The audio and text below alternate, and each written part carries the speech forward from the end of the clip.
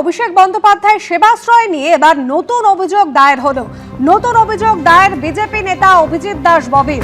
আপনারা জানেন, অভিষেক বন্দ্যোপাধ্যায় তার সময়ে যে সেবাশ্রয় প্রকল্প চলতো সেখানে চিকিৎসা পরিষেবা দেওয়া নিয়ে একাধিক অভিযোগ সামনে এসেছে।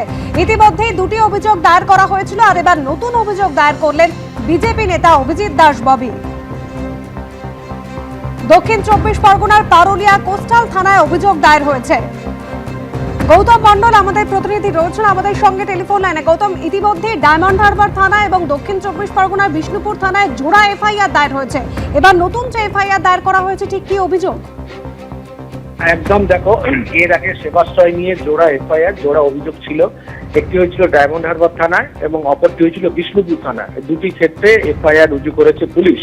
এর পাশাপাশি গতকাল সন্ধ্যে নাগাদ পারুলিয়া কোস্টাল থানা নতুন করে অভিযোগ দায়ের করলেন অভিজিৎ দাস ববি, বিজেপি নেতা। তার যেটা অভিযোগ, গত 10ই জুন ডায়মন্ড হারবার 2 নম্বর ব্লকের হিংসাবেড়িয়া এলাকায় এখানে তৃণমূল কংগ্রেসের যিনি বিধায়ক শামীম আহমেদ, মগরাট পশ্চিমের, তার বাড়ি থেকে কিছুটা দূরে মাটির তলা থেকে বিজেপি কর্মী সমর্থকরা 8 নৌবাদ দিয়ে মাটি খুঁড়ে প্রচুর ওষুধ উদ্ধার করে। সেইগুলো সেবাশ্রয় ক্যাম্পের জন্য এই ওষুধগুলো ব্যবহার করা হয়েছিল, এমনটাই অভিযোগ বিজেপি নেতা। এবং প্রচুর সেই ওষুধ, তার মধ্যে বেশ কিছু ছিল মেয়াদ উত্তীর্ণ এবং কিছু ছিল মেয়াদ ছিল। এবং প্রচুর ওষুধ উদ্ধার করার পর পারুলিয়া কোস্টাল থানার পুলিশ এবং স্থানীয় ব্লক প্রশাসনের নজরে আনেন বিজেপি কর্মী সমর্থকরা। তারা ঘটনাস্থল থেকে এসে বেশ কিছু ওষুধের নমুনা সংগ্রহ করে। কিন্তু বিজেপি নেতা ববির যেটা অভিযোগ, যে এই যে বিপুল পরিমাণ ওষুধ কোথা থেকে এসেছিল, কাদের মাধ্যমে এসেছিল, সেই ওষুধের গুণগত মান কি ঠিক ছিল, বা যে ওষুধের দাম নিয়ে তিনি একটা প্রশ্ন তুলেছেন, যেটা ভালো কোম্পানির, বাজারে প্রতিষ্ঠিত যে কোম্পানিগুলো আছে তার তুলনায় কম দামি কোম্পানির ওষুধ এবং তার দাম অনেক বেশি বলে তার যেটা অভিযোগ।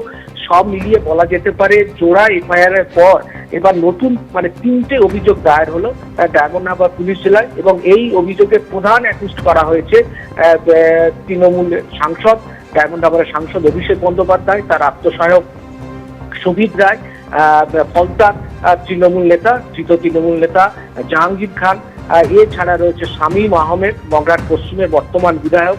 এছাড়া রয়েছেন আরো তৃণমূল যারা নেতৃত্ব, তাদের বিরুদ্ধে অভিযোগ রয়েছে। এছাড়া তৎকালীন যিনি ডিএম ছিলেন সুমিত গুপ্তা এবং স্বাস্থ্যকর্তাদের বিরুদ্ধে এই অভিযোগ দায়ের করা হয়েছে।